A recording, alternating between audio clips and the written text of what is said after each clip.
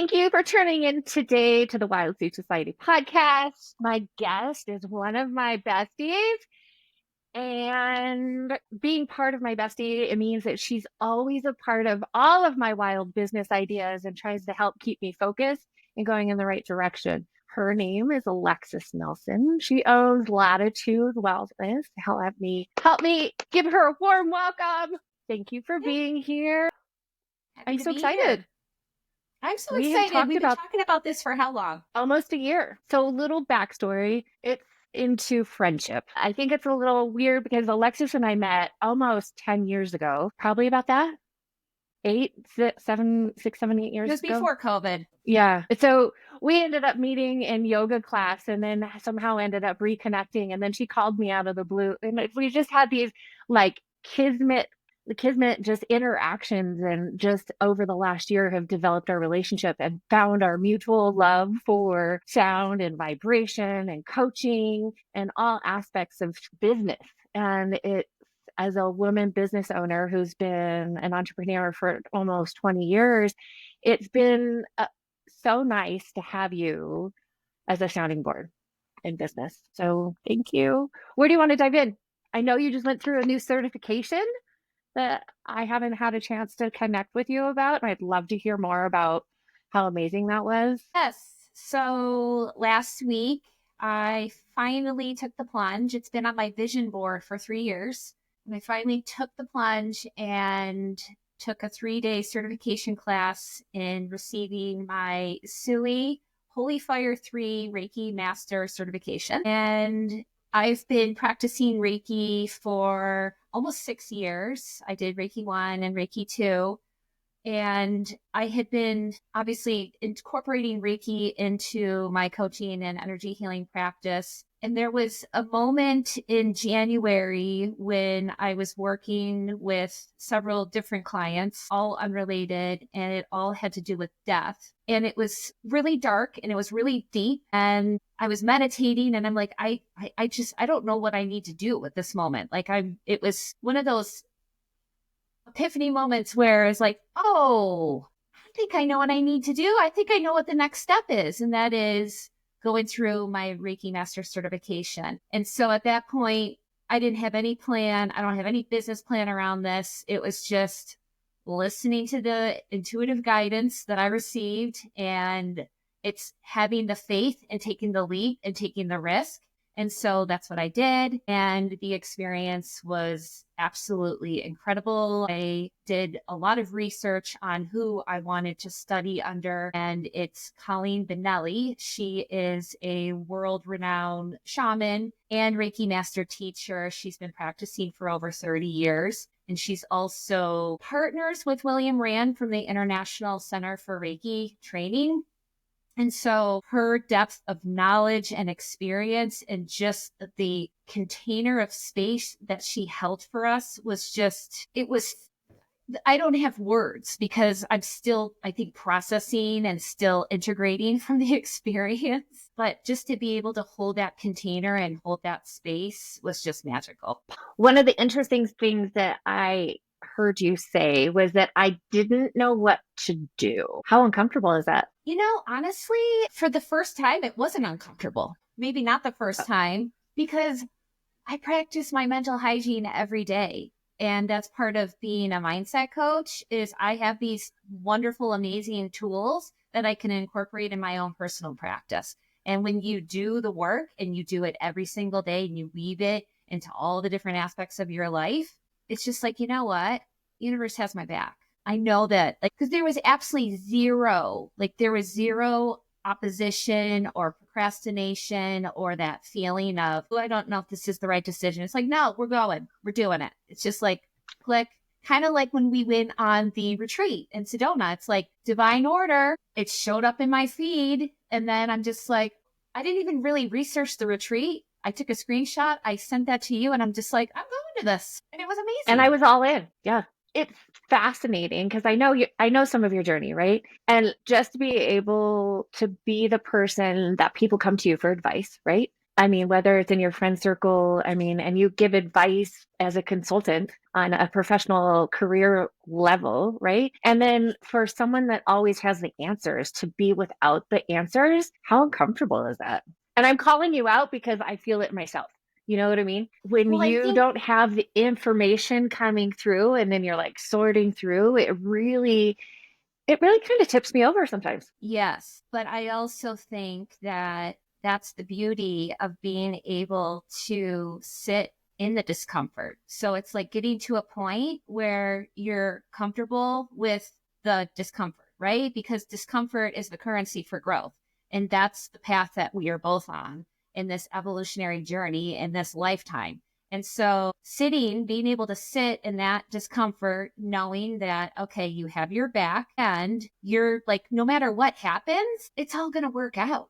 But you have to believe, there has to be a part of you that believes that it is going to work out because everything begins with a thought. So, right, we have 60,000 thoughts in a day. 90% of those thoughts are recycled and repeated from yesterday, from last month, from last year, from our formative years, and that creates our belief system. And what we're thinking creates the feelings. So the thoughts are the language of the mind, and feelings are the language of the body. And so, whatever you're thinking in that beautiful mind of yours, you are going to create emotion. And so, with that emotion, you get to decide, is this helping me? Do I need to sit with this? Or do I need to reframe that? And that is the exact work that I do with my clients.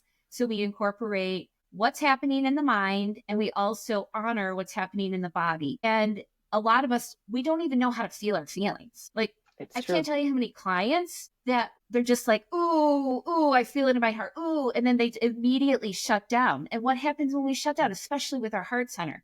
We shut down our ability to express. We shut down our ability to take action. We just close off our energy. And that is repelling to so many people and ourselves. How did you get into mindset work? That's a great question. So it just started out divine order. I was doing my health coach certification, and the institute, the Health Coach Institute that I was doing the certification with, they launched a life coaching program.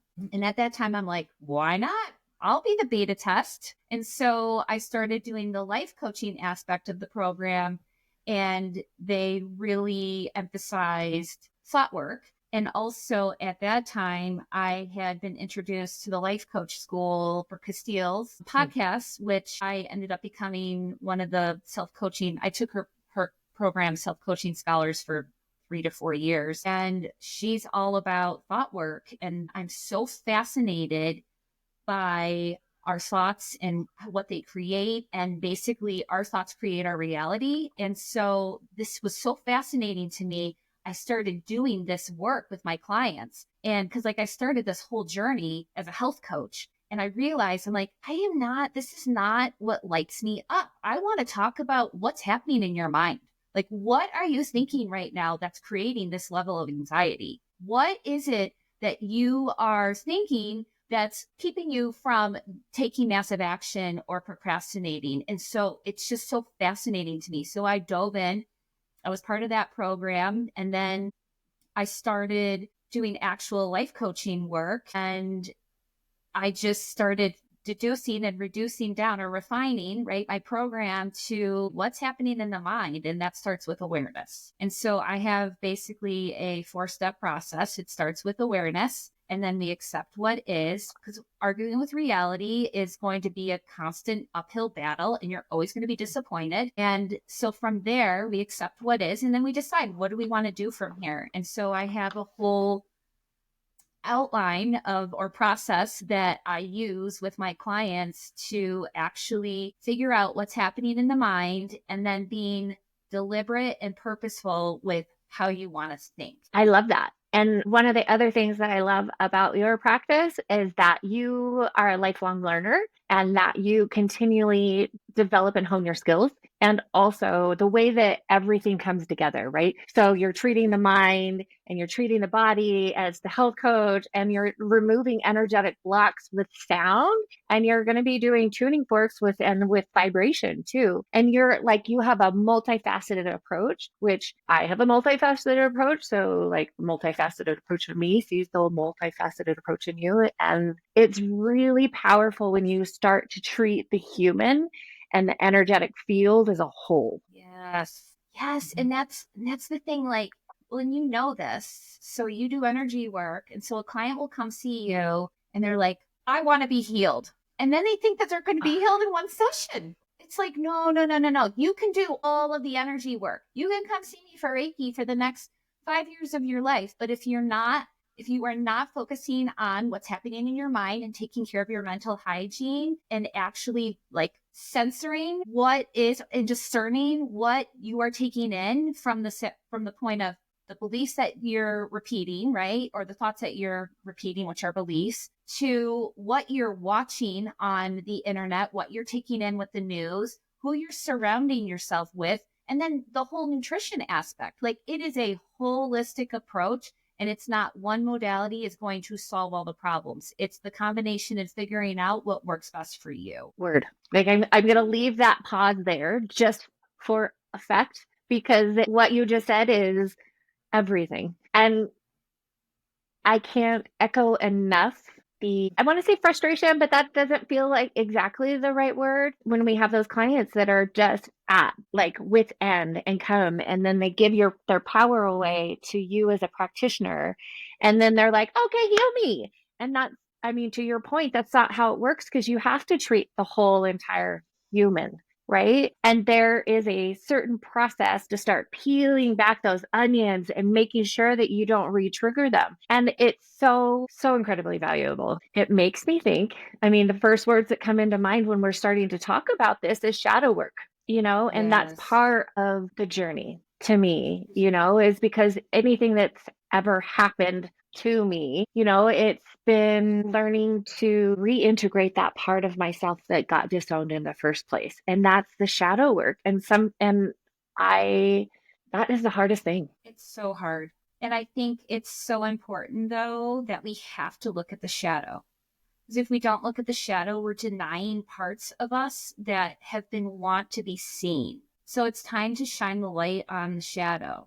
And I think that's where we, as healers and light workers, and that's part of our job, is to hold the space and hold that container for our clients to feel safe so they can get vulnerable and look at what it is that's been keeping them from taking that step forward. And when I say taking the step forward, I don't necessarily mean like actually taking the action, but just looking at their stuff. And it's doing the shadow work. I know you and I have both done a lot of shadow work this year, and looking at that in all aspects of our life, whether it's our relationships, whether it's our business models, whether it's with All of our it. relationship, yes, with money, it's all Relationship with connected. food, all of it. With It's all food, connected. body image, like, it's all connected. And the more that we can open ourselves up and look at what it is that's like that underlying trigger. I don't like to use the word trigger because that's so triggering when you say at this point. But with that, like, just looking at, okay, wow, that person just said something, and like next thing you know, I'm in orbit. Okay, what's happening right now? And getting like asking, like questioning, like, obviously something just sparked an emotion in us, right? And it's typically a negative emotion. It's just like, oh, they're just a mirror, right? So it's like getting really curious about, where is that coming from? And is this helping me? And then it's just like, that's the work, right? That's when we start peeling back those layers. And then it's like, I can't tell you how many times I've repeated lessons over and over again, but every time I repeat the lesson, it's like, oh, I have a deeper understanding of what's actually really happening. Well, and I think the challenge with shadow work too is that once you have the awareness, then you have to do something with it, right? Yes. Well, And oftentimes, you don't have to. You always have a choice. that's true. Very, very true. Yeah, but that pressure of knowing, like it's really uncomfortable just sitting in status quo of knowing that there's something that you could do, right? But the fear of making a decision or the indecision that's wrapped around it, or what's the next step. And oftentimes, some of those big changes that need to be done. You know what I mean? Yes. But I also And think, oftentimes, yeah, go ahead. Well, I was going to kind of go into what you said earlier about the people that you surround yourself with. A lot, oftentimes that we surround ourselves with people that are familiar to our nervous system and that level of trauma or experience that we've had.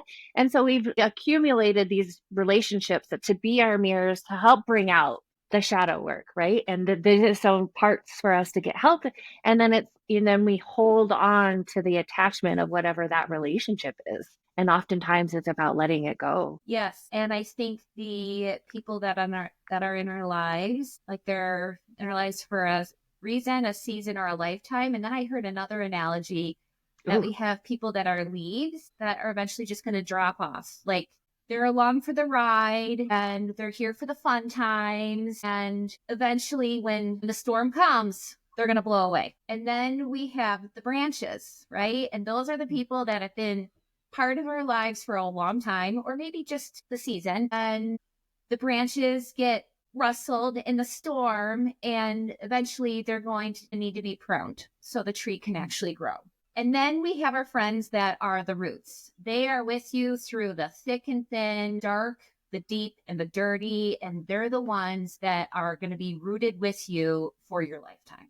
And I just love that analogy because it's so true. But why do we hang on to those? Like, why do we hang on to those relationships that we're just like, oh, well, it's like, I feel like it's this culture thing. Well, I've known them for 15 years, or I've known her. She was in my kindergarten class. I can't just stop talking to her. Well, no, I mean, obviously that's a choice, but it's also like, are they providing the value? Is it mutually beneficial? And like, how do you feel after you've spent time with this person? If you feel tapped, if you feel drained, if you feel emotionally exhausted, maybe that's time to, like what you were talking about, how our nervous systems are so used to being with these people, right? And so we adjust, and it's like questioning, okay, are these people good for my nervous system? Like, these are the questions that we can ask. And if you're feeling that drained and that like you need to go take a nap after hanging out with certain people, I think that's time to question and bring this into reality. Like, what is it? Like,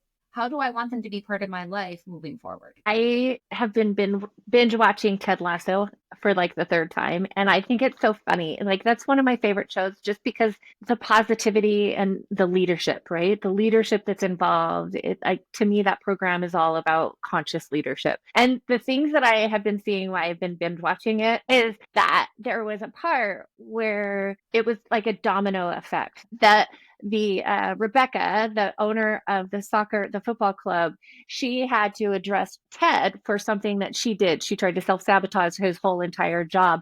And then that gave her permission to go in and backtrack, keyword, and go back and clean things up. And I think in today's society and with social media that it's been cancel culture is real. And I would like to invite our listeners and our audience, if you were in a point where you're noticing exactly what Alexis is saying, that someone is like triggering for you, it's an opportunity for you to backtrack to that moment that had your feelings upset or whatever, and have that conversation, because that energetic debt that goes forward, you're going to have to keep repeating that and repeating that and repeating that until you learn the lesson from it. And it's so frustrating. And I'm in the middle of one of those kind of events over a bumper sticker on a vehicle that was parked in my driveway that wasn't even mine. And I have been canceled in a friendship after 10 years. And it's a little hard to navigate because I don't Whoa. understand.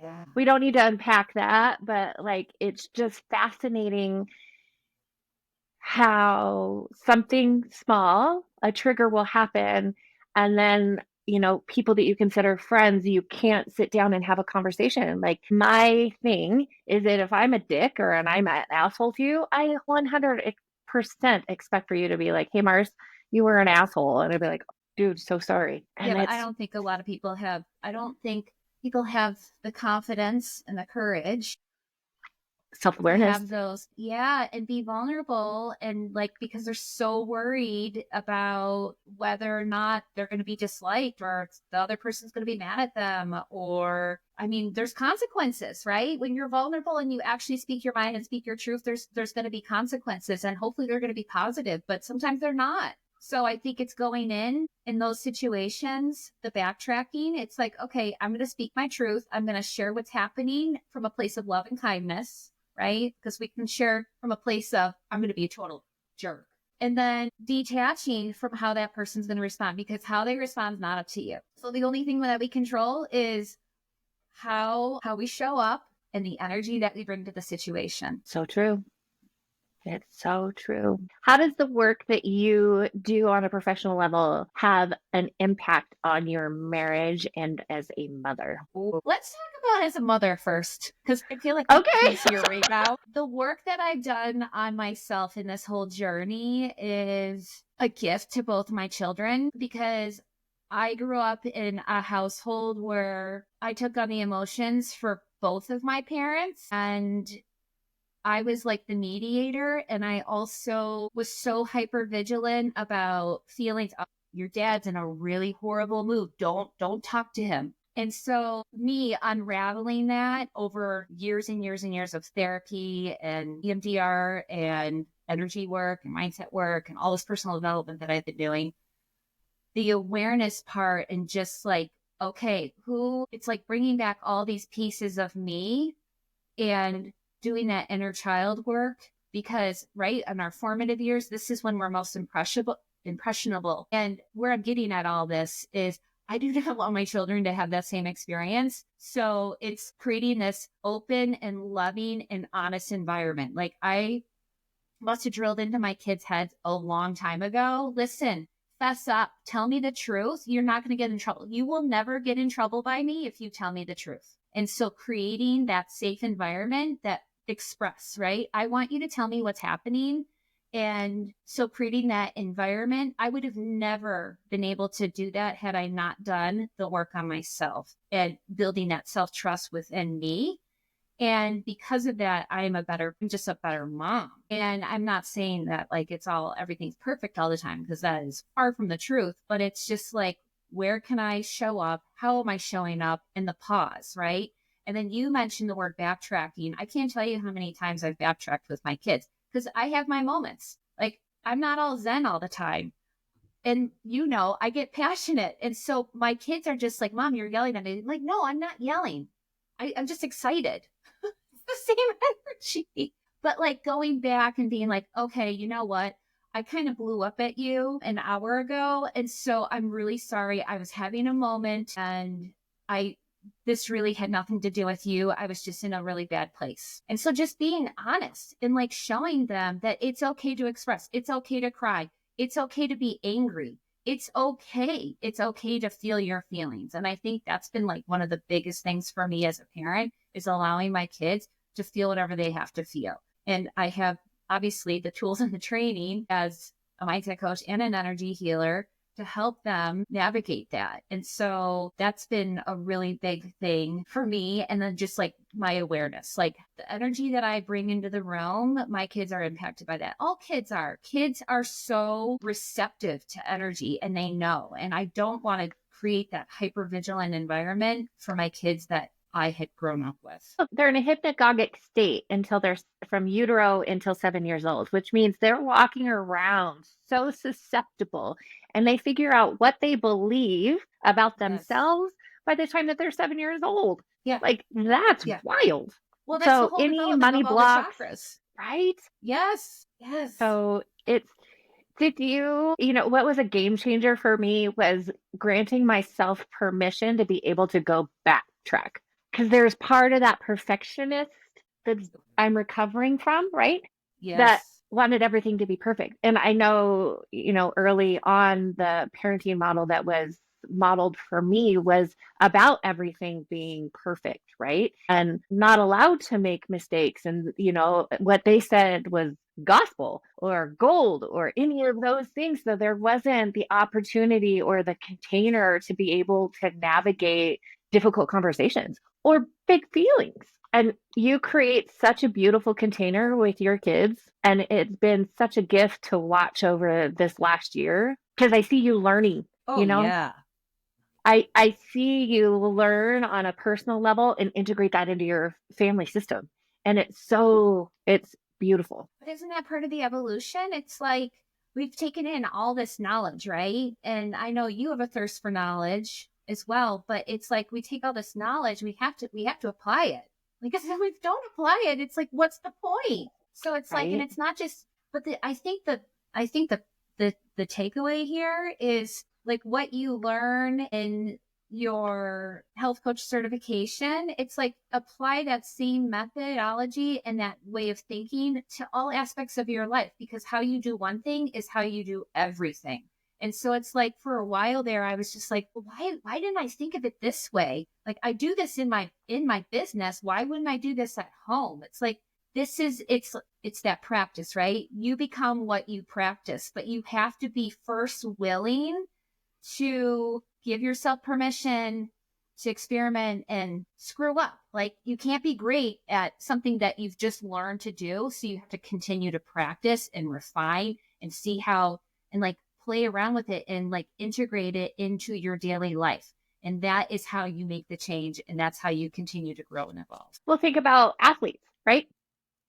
Exactly. Athletes will continue to hone the sport and just be focused on what they want to do. So the person's why of why they're doing the work in the first place has to be important enough for them to manage the dumpster fire that sometimes it comes with personal development Well, and trauma that's work. Marcy, that is exactly it. You just nailed it. Like why, whatever it is that you're seeking to learn or improve or change, whatever it is, the why has to be strong enough. And it has to be like you have to feel it like at the cellular level in order to make these massive changes. Because Mhm. the why, it is the will to want to like make that change has to be greater than sitting in that place of, I don't like to use the word stuckness, but like you have to be Status quo. willing. Yeah, thank you. Yeah, mediocrity. Status quo. I call it mediocrity. And that's okay. Mediocrity Some people, works. right, some people, they're just happy coasting, floating around, and that's fine. This work is not for everybody. And that It's was not. something that I had to, like, that was something my ego is just like, you don't want to change? But you don't want to Well, fix yes. And it's challenging in the roles that we have created for ourselves in a professional level, right? Because then you're looking around and you see people creating their own suffering. And then you're like, there's a better way. Don't you want to learn? And then you're like, that? and then Yes. you position yourself to like give unsolicited advice to people and be like, oh, this is better. And then you're kind of taken back. You're like, well, why aren't they taking my advice? And they have to be ready to do the deep work. And that has been for me one of the big what well, I've had so many learning lessons from last year, but having clients actually be ready to make the change. And you can't force feed them. No, no. Well, our job is to meet them where they're at and continue to ask the hard questions and support them in the best possible way we can and hold the container. The container is critical. And I learned that last week, and it just keeps showing me like how important it is to hold that space for the people that we're working on helping. So for our audience members that have no idea what we're talking about when we say hold the container, go there. Okay, so when I hold a container for my clients, they come into well, I'm going to just use the example of I have an office in Midtown Reno, and that's where I do my energy work and some coaching work. And so when my client walks in, the space is grounded and they come in and we do some breath work and we open the space and we create a safe environment for the client. So what does it mean to set a container for a coaching relationship or energy healing relationship? Yes. So creating the container is creating the safe space for the client to go to the depths and be vulnerable and feel safe while doing it. And so if we don't set that container for them, they're not going to be able to peel back those layers and be honest with themselves because they don't trust you or they don't trust where they're at. So it's our job to create that safe environment for them. So because like we talked about earlier, some people don't want to feel. They don't want to feel their feelings. All of a sudden they close off, and it's like that's where creating that container is critical. So, and especially if you're doing, well, if it doesn't matter if you're doing energy work, coaching work, even like you talked about doing some of your like with your clients, it's like creating that container. It's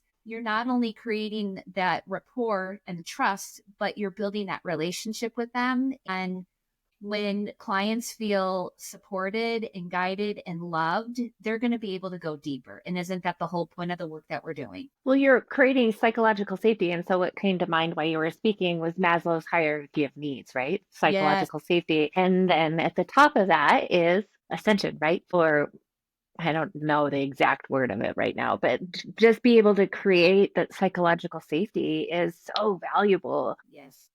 And so how did your perception shift? I mean, you always knew that it was important because your energetic hygiene between sessions is impeccable. But how did it shift last week with the awareness that you have of how she set the container differently? I think I've always recognized the importance of it. And I've been on the end of setting the container, but then I was on the receiving end of being in that safe space. And right off the bat, like it just felt so powerful. And of course, we were in a group setting. So, there's all these different energies in the space. But what shifted for me last week was my Reiki master, my teacher. She practiced so much non-judgment, and judgment has been a hard one for me. I mean, I'm going to be honest. Like I've lived in a world where I was judged all my life, and I'm still being And you're an judged. Enneagram 1, so Yes, I am. it runs deep. It runs It deep. runs really deep. And I also, so being in that space, and that's something that I'm really working on. And I've been very good about releasing my judgment on others. Like that was like some of the first work I did. It's the releasing the judgment on self. It's the self judgment and that self imposing, like that inflicting pain, right? You talked about the suffering earlier. Like that's suffering when you're just like the meanest girl. Like I call her the judge, and the judge comes out and she's mean. But like just the going back to last week, that just the non-judgment and just like what people were sharing with their experiences. Like we were going into deep meditation and getting these ignitions for the holy fire energy. Like many of us, including myself, we had mystical experiences. And so being able to share those without being judged was really amazing and very powerful, because how often can you share something like that at that deep level without worried about somebody's gonna, I mean, not that I thought anybody was gonna laugh at me, but be like, wow, Ellie, it's freaking crazy, And I've been called crazy. I've been called crazy all my life. And so, right? Because what? I listened to my intuition, because I had the foresight. I could see things that other people couldn't see. And it's not even like it's in the unknown. It's just, one of my superpowers is I can connect dots and see things very quickly. And so, but people would call me crazy. And so being in that container was so validating, and there was just so much love. And I think that's what really set the tone for me, is the amount of love that I felt within the group and then within myself. Like it was an amazing, eye-opening, transformational experience. The personal story that came up for me while you were speaking was when I went through hypnotherapy school, and I was deathly afraid during that whole experience to really fall into trance because I was so concerned that my rape would come up and that I would be treated differently. And it just, I wasn't, I mean, that was the start of my personal development journey, right? I wasn't ready to really dive into that container. Even though it was a safe space, I just wasn't ready. And it's lovely that you had such a great container with such deep, deep, deep shares. And how connected you feel to a bunch of strangers after 3 days, right? It was 3 days. 3 days. And just, and just the internal like self-love, like just my cup was filled for sure. But I think going back to what you were talking about, how you weren't ready, And I think just having that awareness, like, ooh, this is this is too deep. I got to take smaller steps forward. I think that's really honorable and important, and like to honor that process and not have to like feel like you have to jump so far ahead. Okay, I'm ready to heal everything. It's like, no, that's not the process. Well, yeah. I mean, I was grappling with that moment about basically a lifelong eating disorder, at that time too. So coupling that, like I just didn't have the capacity at that point to start navigating that, and but just coming up with the experience that when the teacher took us back to our birth, right? I remember laying on her couch in that kind of state that, right, you're starting to fall asleep and your mind starts to wander and drift off, right? And then all of a sudden I woke up and it was anxiety in my chest, and I was like, and I saw 4:30 on the clock, and I felt like the rabbit from Alice in Wonderland, like I was late for something. And so after that whole experience, I kind of like had to breathe and then settle back in and finish the rest of the hypnosis trance with the group. But it wasn't until after that, when I had a conversation with my mom, I was like, okay, tell me more about my birth. And, the time that I was induced, it would have hit, by the time that the medicine would have taken place, it was about 4:30. And it was every day for a long time that I would come home from work. I'd get off work at 3:30. I'd come home and I would binge and purge. And it was always at that 4:30, which is fascinating to So me. interesting. Yes. And then having that awareness at that moment, it was enough for me to be like, oh, I don't need to binge and purge anymore. But there was a deeper thing that was happening in that whole experience, is that my body, it was my way of managing my anxiety disorder. Sure. So, yeah. So I would eat to get rid of my anxiety, Right. and then I would purge to release the serotonin in my stomach. And it's fascinating what our bodies do. And that I love your mindset coaching, because you know how passionate I am about the brain and, neurochemicals and all the endorphins and all the things, and how important that is. So I just hijacked the whole conversation. But yeah, Everything that happens in the conversation is supposed to happen this way. that's exactly why you are one of my top 5 people I surround myself with. And that's what I love about our conversations. We start off and we just go woo, right around this way and this way. And then it all kind of seems to Yes. It all makes sense. All of it. make sense. So, where do you see your business kind of evolving in the next year? I mean, because I'm asking this question out loud because I have held so much shame about rebranding my business, or just thinking as the evolution of my own entrepreneurial journey and businesses, thinking, just holding myself hostage about, oh, well, I said I was this and now I'm something different. And I know with you and your lifelong learning and the things, joy of the sacred messenger of things that you want to learn about, like, how do you navigate that? Well, I look at the refinement in both your business and my business as we are just focusing more on tuning into our zone of genius. And in order to find that zone of genius, you have to go through all these iterations and you have to continue to put things out there that you're interested in, and then you test, and then you realize this isn't lighting me up anymore. And if you're doing the work that doesn't light you up, you are not in your zone of genius. So I look at it as you're refining, and you are, as well as I am too, we are just taking the steps forward in doing the things that we know we love and that we can help people. A little nap here. That we like, we're marrying our super strengths with what lights us up and helping others and making an impact. So the shame obviously is just past programming, right? And that's something that what we talked about with our shadow work, it's going to be there and it's going to come up. And it's just like, this is where you have to look at overriding and just saying, okay, I see you in your words. I see you. What are you trying to tell me? And give that shame a little bit of love and attention. Thank the shame for being there. And then being like, I'm moving on, because Yeah. the more that I can be in alignment with who I am and the people that I want to help, the more people I can help and the bigger impact I can make. The last 5 days, I had woken up with a migraine, Ugh, and that the migraines are something that brutal. I'm actively working on resolving. And as a result, I had the opportunity. Well, yesterday my day kind of all canceled by itself, which was nice because I was going to force myself through migraine and all the things that I had to get done. But so once it canceled on its own, and I had the space to do my own self care and take care of myself, that bitch came in and she is not nice. And No. that is and that shame is one of those ways that I self sabotage. Did you And self that, sabotage? What happened? no, but I binge watched Ted Lasso yesterday and I cried.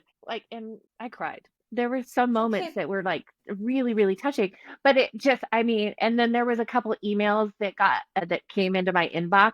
I'm currently navigating a container issue and with a team member of a client, and yeah, and it really tipped me over. And then it just starts, and I have the tools, you know? And what I Of felt course in you that do. moment was, yeah, and it's just wild, It's like when will we could just get over that? As long as we're in this life, we are spiritual beings in a human body, and you are just experiencing the human part of you. And being human can be really hard. And I know our oracle friend would ask us to reframe that, but I'm just being real. Right? But I also think it's honoring the human part of you. Like, you're gonna feel shame, you're gonna feel guilt. It's what you do with it and how you look at yourself afterwards. So if you give yourself a little bit of grace in that moment and be like, I'm gonna binge watch Ted Lasso. It's, what are you making it mean about you? That's the question. Yeah. And that's what's And usually creating the shame. right. And it wasn't even the voice in my head, right? It's Oh, I it have was the others, the it was judgment. the others. And that was so interesting, going back to the nervous system and the way that your body gets programmed, right? I'm a workaholic. That is one of my shadows. When I don't want to look at things, I will dive right into work. And then when I don't feel inspired to keep that level of redlining, that sentence didn't make sense, but I don't care. Yeah, keep up that constant redlining. Then when I have those moments of deep peace and silence and just sitting with myself, that's when I get all squirrely. And my binge watching of Ted Lasso being coupled with 5 days of migraine, like the day before, I went up to Tahoe and was outside, just trying to find my own self care to regulate my nervous system. And it's 2 days. I can get 2 days of not doing anything really productive, and then the judge starts. Is yours time I think oriented? I think the question is, why do you need to be productive all the time? Because my dad was. Okay. And that's, I think, what And are I'm, you your dad? no, but I worked for Exactly. him for 20 years. And so that level of redlining has been mirrored to me. And I know that it's that conscious uncoupling of that, right? That I'm working through, but it's still fucking hard. Oh, it's so fucking hard. Yeah. My Right. father was And a then that workaholic. compared with my mom's perfectionism, some days I'm like, Yeah, it's the double whammy. it is a Yeah. double whammy. And I was vocalizing this to another friend, and she looked flat at me and she's like, people take 2 days off in a row and they usually call that a weekend. When was the last time you took a weekend for yourself? Exactly. Well, and Wild. I also think it's just changing the belief that you don't always have to be working and being productive to create what you want. You can actually create what you want after you take a break. And there's a lot of research around that, but it's giving A yourself lot of research. permission that, because you're actually, you reach the point of no return, right? So you can create and work, but then it flattens out and you're not actually create anything more. Well, and that's where I went with the financial coaching, right? I was putting all this effort in and it wasn't what I wanted, and then shifting, right? And then being okay with that. Yeah, and I also think though that there's a level, I think the productivity is also tied to worthiness and being enough. And 100%. so, right? And so when we're not producing and we're not checking off boxes and we're not doing and accomplishing, and what are we doing? We're just being, right? Hmm. And in our society right now with hustle culture, that's what's glorified and praised is how much you've accomplished, how many hours you've worked in a day. Well, those days are over and it Yeah. doesn't work. That model doesn't work anymore. And so it's finding what works for you. And I know you being a manifesting generator, when you get your downloads, you are going to go straight to the finish line and it's going to be, and you're going to create, but it's giving yourself the permission to take those breaks in between and not just keep going. And that's kind of the awareness that came through yesterday as I'm sitting there crying at Ted Lasso was exactly that. Was like when I have a manic, I'm going to call it manic because you guys, all my close friends call it manic. You guys have all seen it. When I have those, it's a week at a time and it's 12 hours a day. And so like my body physically can't keep up with that. You know, why can't I grant myself permission to just take care of myself? And it's just so, because I was so accustomed to redlining 60 hours a week, 60 hours a week. And then I'd come home and I'd channel downloads and have manic episodes for all of my clients. So like I never got a break and then had extreme burnout. Yeah, but think about it though. You're also, this is a thief of so much right now. What you just talked about is you compared yourself to a version of you that you don't want to be. So why are you comparing that? The only time I want you to compare is to look at how far you've come. I want you to look at the gain instead of the gap, right? And so that, that's the hardest part. Totally. It's just like, well, 10 years ago, I used to be able to get up at 5 and then I would work 12 hours and then I would go to meetings and then I would come home and I would have time for my kids and then I would make dinner and then I would do all the laundry and I'm just like, yeah. And I hated that version of me. I was a raging alcoholic. Well, I wasn't an alcoholic, but I was drinking a bottle of wine a night because I didn't know how to deal with my stress. So no, why would I compare? Yeah, I was a super hustler. I was a hustler. That's funny. I was hustling and I was getting all the things done, but I was a total stress case to the point where I burnt myself out and had adrenal fatigue. Like, no, that doesn't work anymore. That's the outdated model. It is the outdated model. So what are some of the strategies that you have? I just want to say, please. And I think this is important. It's when you have those, for lack of better words, let's call it a manic episode when you're flying high and you're creating and you are truly in that's part of your zone of genius and you're creating and you're channeling and you're in flow and you're doing the work.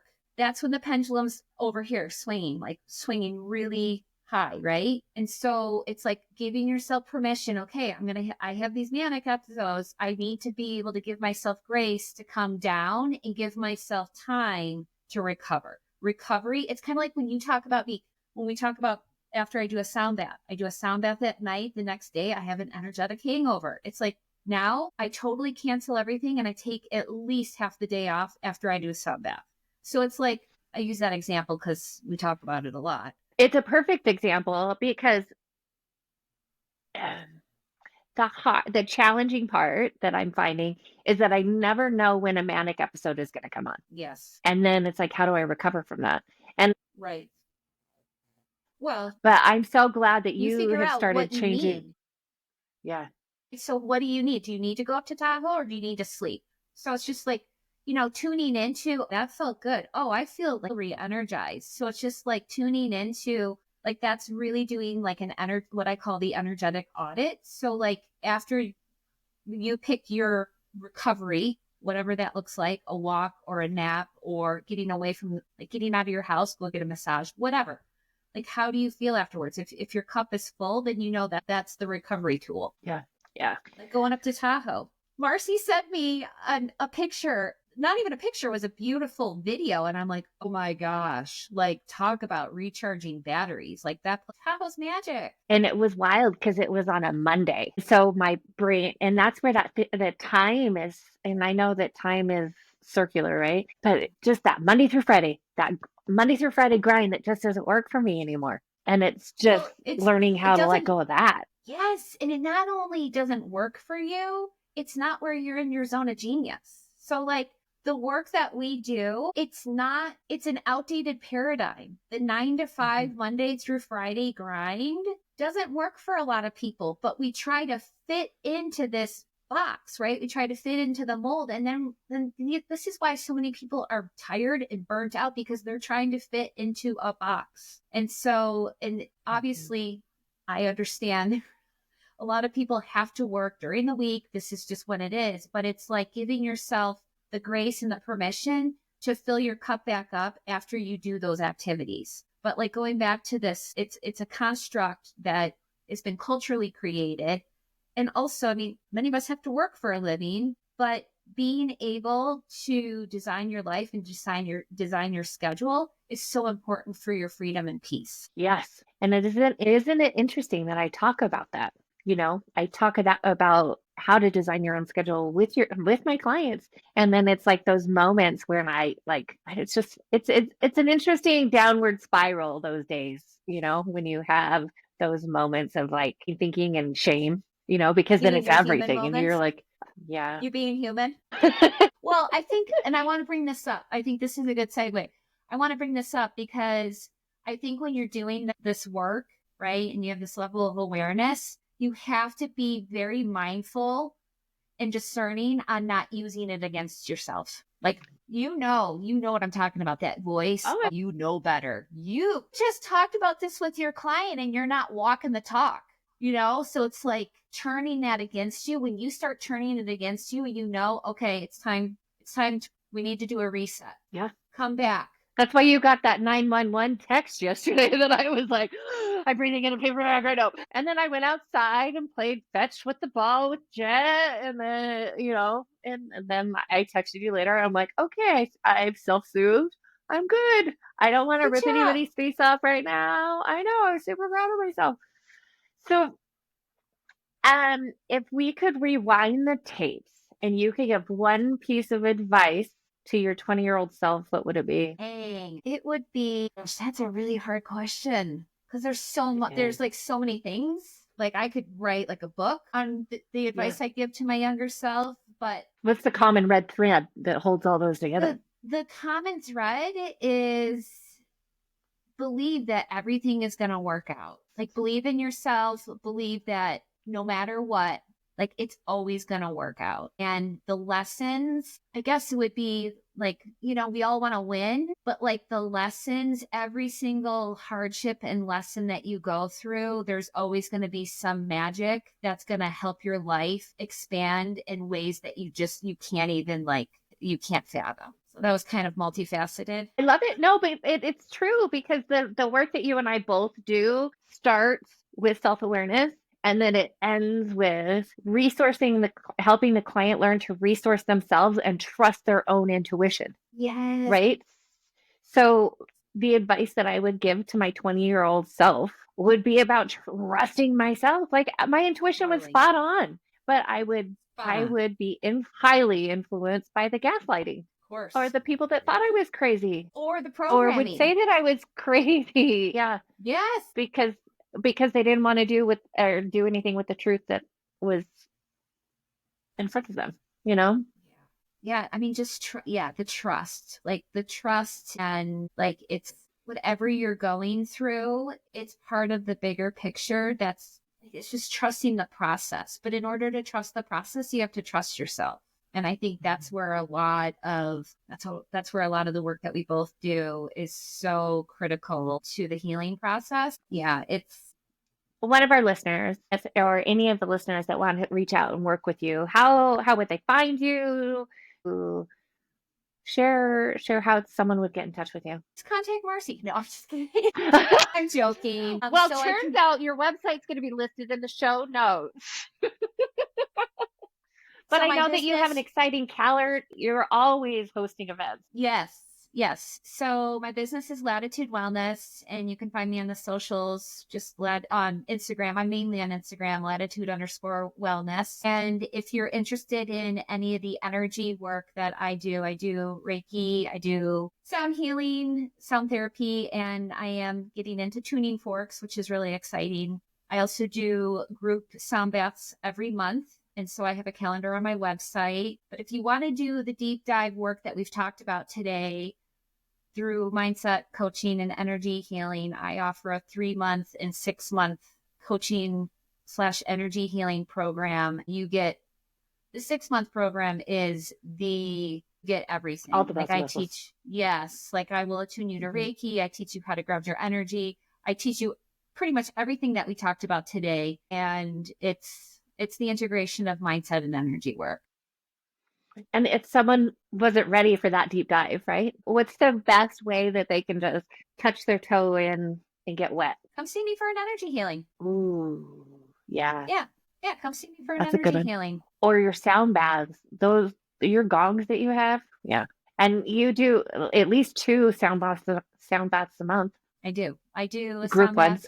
in my office in Midtown, which is a very intimate setting. I only allow 6 people in my space. We journal and we pull cards, and then I guide you through a meditation. And then I also do sound baths at Yoga 6.